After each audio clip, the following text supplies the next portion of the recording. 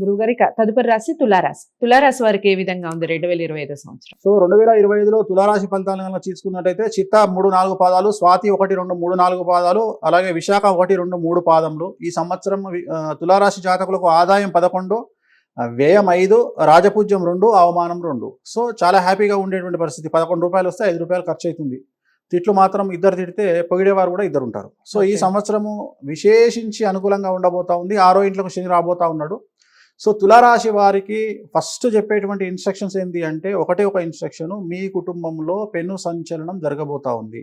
మీడియాకి ఎక్కే అవకాశం ఉంది, కోర్టుకి ఎక్కే అవకాశం ఉంది, పోలీస్ స్టేషన్కి ఎక్కే అవకాశం ఉంది. ఇది ఒకటే ఈ సంవత్సరం నెగిటివ్. అంటే ఇది కాకుండా విద్య అంటే విద్యార్థులకు, ఉద్యోగస్తులకు, వ్యవసాయదారులకు, కుటుంబీకులకు, అలాగే వర్తకులకు అందరికీ అనుకూలంగా ఉండబోతా ఉంది. 1 రూపాయి రావాల్సిన దగ్గర 10 రూపాయలు వస్తాయి. పట్టిందల్లా బంగారంగా ఉంటుంది.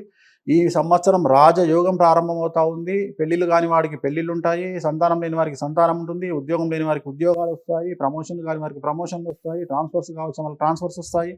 అలాగే రైతులకు 2 పంటల దిగుబడి ఉంటుంది. ఆ దిగుబడి ద్వారా వచ్చే రాబడి ద్వారా రుణాలు తీరుస్తారు, చేతిలో డబ్బు నిల్వ ఉంటుంది, శుభకార్యాలు నిర్వహిస్తారు. విద్యార్థులు విదేశీ యానం ఉంటుంది, విదేశంలో చదువుకునే వాళ్ళకి ఉద్యోగాలు వస్తాయి, ఉద్యోగాలు వచ్చిన వాళ్ళకి పిఆర్లు వస్తాయి. సో ఇలా తీసుకుంటూ పోతే వ్యాపారస్తులకు అనుకూలంగా ఉంది, గవర్నమెంట్ ఉద్యోగస్తులకు అనుకూలంగా ఉంది, న్యాయవాద వృత్తిలో ఉండే వాళ్ళకి అనుకూలంగా ఉంది.